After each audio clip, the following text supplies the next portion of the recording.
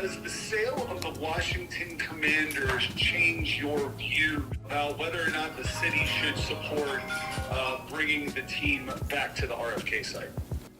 Absolutely. I think the sale of the team is really, I think, the type of positive momentum not only that I need, but I think perhaps some of my colleagues at the council, other civic leaders across the District of Columbia, and frankly, the public. I think the last couple of decades have been really tough to be a Washington Commanders fan, but I think we have a once-in-a-generation opportunity now, both with the imminent sale of the team, but also with the recent name change. I think we can build on that, and it's the perfect time to hit the refresh button to talk about what the future of the franchise looks like coming back home, returning to the nation's capital, Washington, D.C., and frankly, returning to the team's winning ways. To be clear, do you support the discussion of an RFK site and bringing the Commanders back, or do you support the idea of figuring out a way to bring the team back to D.C.? I think we should definitely use the opportunity of the sale of the team to really engage in a thoughtful conversation about what it looks like to have the team return home to the site over where the old RFK exists today, and think about all the other amenities that exist in that location, like the Anacostia River, like the trail, like Kingman Island, the historic Langston Golf Course.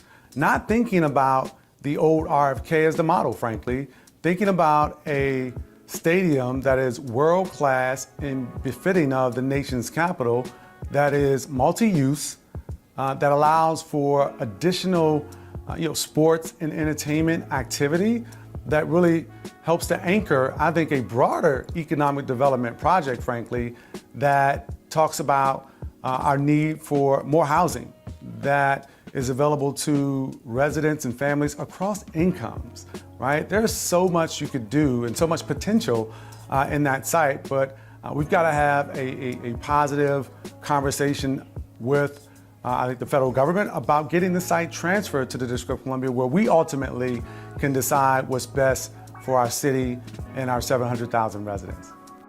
What do you say to those that say that that property is too valuable to just put a football stadium there?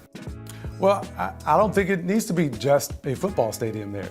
I think the conversation should be broader. I think it should be all-encompassing.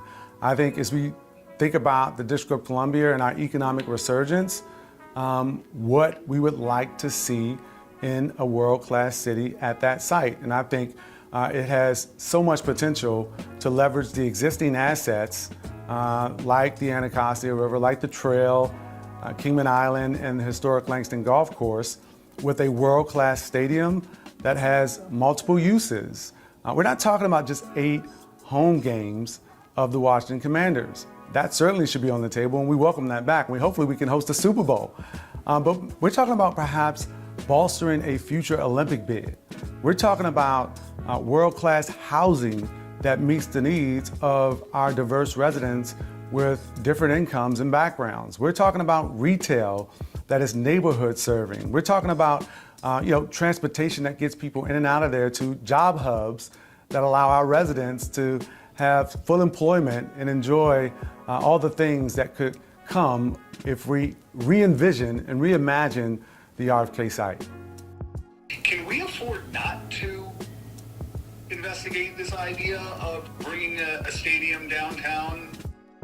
Yeah, if you look at where we are financially, we're seeing, the tightest budget that we've seen in more than a decade. Definitely during my tenure as a council member. The revenues have decreased. And I'm positive, though, despite some of the challenges that we're seeing financially, because I don't think we can afford not to consider a new stadium for the Washington Commanders in the District of Columbia as we think about how to come back from the economic downturn, as we think about how to inject more vitality into our downtown. We also have to make sure that we're not leaving opportunities on the table. And I think we have a once-in-a-generation opportunity with the RFK site to reimagine it, to do more, to meet the needs of residents across the District of Columbia. And it's a both and proposition, not an either or as far as I'm concerned. And I'm happy to talk with anyone who disagrees today and try to make the case as to why we should consider the value of a stadium as the potential for a broader economic development at that site and help drive the district's comeback. Is focusing on the past important, or should the city be looking forward with the team? I think we obviously need to make sure that we're not engaging with the type of ownership that is engaged in any activity that wouldn't make the District of Columbia proud, and that obviously the Congress has been doing its own investigation. So I think it's important to acknowledge some of the horrible allegations that have been raised and to dispense with those things. But I also think we should not miss the opportunity to look to the past, not simply for some of the things that have occurred under the current ownership, but to look at the past for all the winning ways that used to exist when I was a kid growing up. The days of Doug Williams and Darryl Green and Joe Theismann and multiple Super Bowls and parades in the street, the types of energy that I think most of the residents of the District of Columbia would like to see return to the nation's capital. And I think we can have that conversation